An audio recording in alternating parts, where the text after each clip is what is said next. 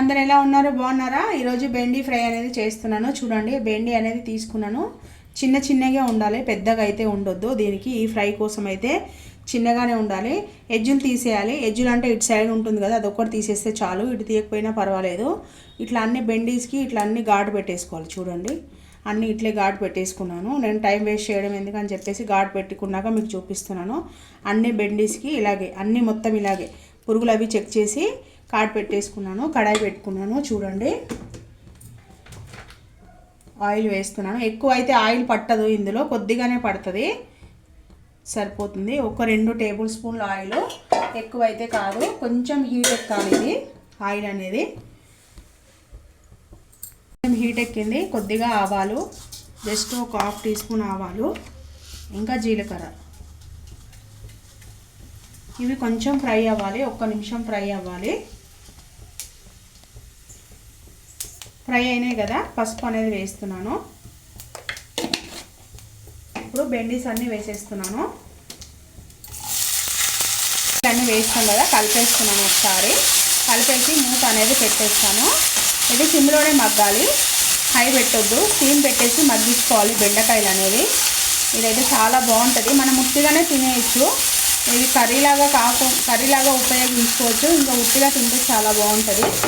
So ఇదైతే మూత అయితే పెట్టేస్తున్నాను.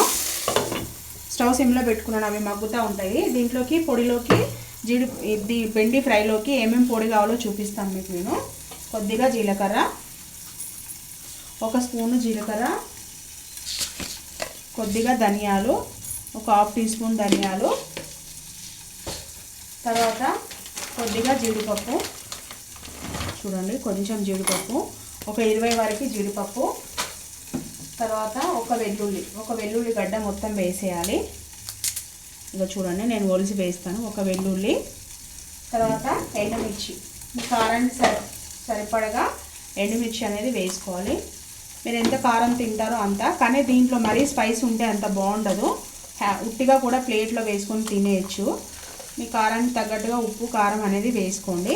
ఇవన్నీ మిక్సీ పట్టేయాలన్నమాట.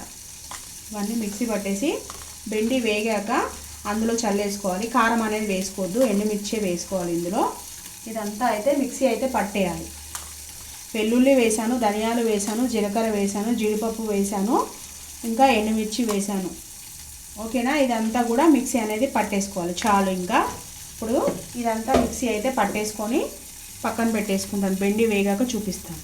బెండి అయితే అవుతుంది. ఇగో మిక్సీ అంతా చేసుకున్నాను. ఎండుమిర్చి, ధనియాలు, జీలకర్ర, జీడిపప్పు అంతా పేస్ట్ మెత్తగా అయితే చేసుకున్నాను. వాటర్ వేయలేదు, పొడి పొడిగా. ఇందులో కొంచెం సాల్ట్ వేసాను. ఒకసారి చూద్దాం. ఇవి చూడండి, మంచిగా ఫ్రై అయినాయి. ఆ పొడిలోనైతే కొంచెం సాల్ట్ వేసాను. ఇందులో కూడా కొద్దిగా వేయాలి. సాల్ట్ వేయకపోతే అసలు టేస్టే ఉండదు. సాల్ట్ అన్నీ వేసి చూడు, నన్ను వేసి చూడు అంటదంట. సాల్ట్ వేస్తేనే ఆ టేస్ట్, లేదంటే సాల్ట్ వేసుకోతే తినలేము. కొంచెం సాల్ట్ అనేది వేస్తున్నాను.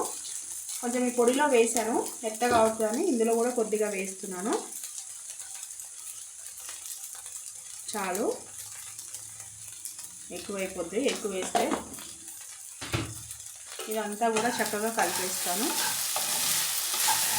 టేస్ట్ అనేది మస్తు ఉంటుంది. బెండి అనేది బెండకాయ తింటే కూడా చాలా మంచిది. ముక్కలన్నీ మెత్తగా మగ్గిపోయినాయి చూడండి. కానీ ఇట్లాంటి ఫ్రై చేసుకునేటప్పుడు చిన్న బెండకాయలు ఉంటే చాలా బాగుంటుంది టేస్ట్ అనేది. ఇప్పుడు ఇదంతా వేసేద్దాము. జీడిపప్పు వేసాం కదా, అంతా గట్టిగా ఉంది.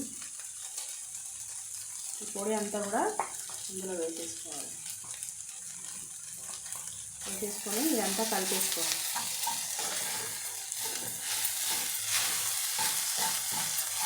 ఇదంతా వేసేసుకున్నాం కదా, ఒక 2 నిమిషాల పాటు కలిపి మూత అనేది పెట్టేయాలి. ఒక 2 నిమిషాలు అయితే ఉండవేసాం. చూద్దామండి ఒకసారి. బెండి ఫ్రై అనేది అయిపోయింది. ఇందాక మనం వేసేసాం కదా జీడిపప్పు పొడి, ధనియాలు, జీలకర్ర అదంతా కూడా చక్కగా వేగిపోయింది.